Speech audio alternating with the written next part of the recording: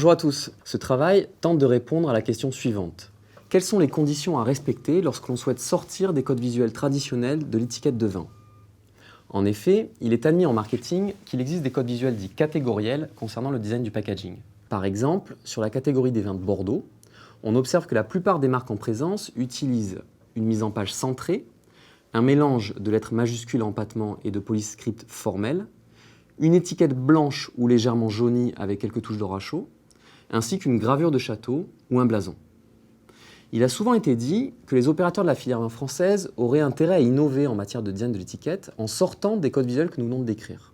En effet, d'un point de vue marketing, le fait d'innover en matière de design du packaging présente de nombreux avantages.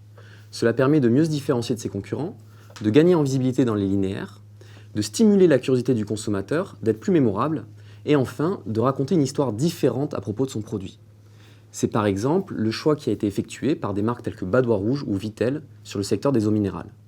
Cependant, cette stratégie présente également un risque, celui d'être rejeté par les consommateurs n'acceptant pas l'aspect innovant et donc inhabituel du packaging. Il est donc nécessaire d'étudier les conditions sous lesquelles il est possible de sortir des codes visuels d'une catégorie de produits. Pour tenter de répondre à cette question, nous avons réalisé une étude comparative des codes visuels des vins de Bordeaux et des vins de la Barossa Valley en Australie. L'idée étant de comparer les pratiques d'une région réputée conservatrice avec celles d'une région étant reconnue pour avoir su innover en matière de design du packaging. Alors, quelles sont les principales conclusions de cette étude? Les résultats permettent de faire deux constats.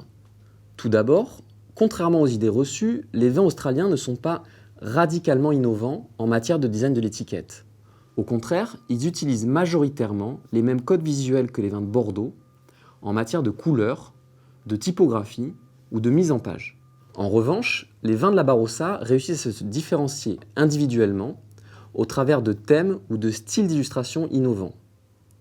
Ensuite, les résultats montrent qu'au travers des nouveaux thèmes et styles d'illustration introduits, les vins de la Barossa réussissent à développer des storytelling de marque plus variés que les vins de Bordeaux. L'analyse sémiotique permet de vérifier que les thèmes et styles d'illustration utilisés renvoient à 4 grandes thématiques qui s'opposent. Une partie des étiquettes fait le choix de représenter le site de production, tandis qu'une autre catégorie met en avant le créateur du vin.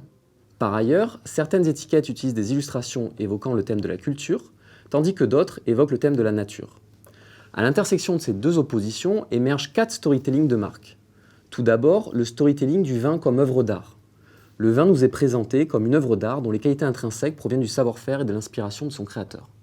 Ensuite, on retrouve le storytelling du vin paysan. Le vin nous est cette fois-ci présenté comme un produit rustique dont les qualités intrinsèques proviennent du travail artisanal d'un vigneron disposant d'une connaissance et d'une connexion privilégiée avec la nature. Vient ensuite le storytelling du vin comme don de la nature.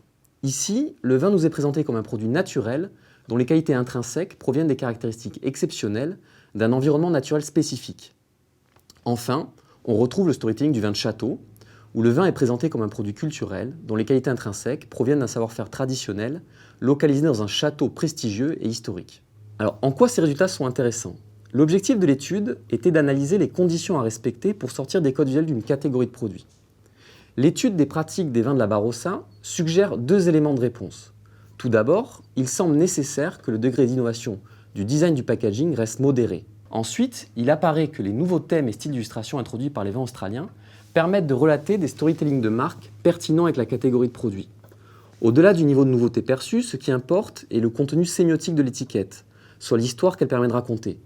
La question n'est donc pas tant de savoir si tel ou tel attribut visuel est nouveau et distinctif par rapport à la catégorie de produits, mais plutôt de s'interroger sur la pertinence de l'histoire qui va permettre de signifier. Nous pensons que ce travail présente un intérêt managérial pour les opérateurs de la filière vin française. Tout d'abord, car il présente plusieurs alternatives au storytelling du vin de château et au code visuel y correspondant. Ensuite, car il leur fournit quelques clés pouvant leur permettre d'innover en matière de design et donc de mieux se différencier.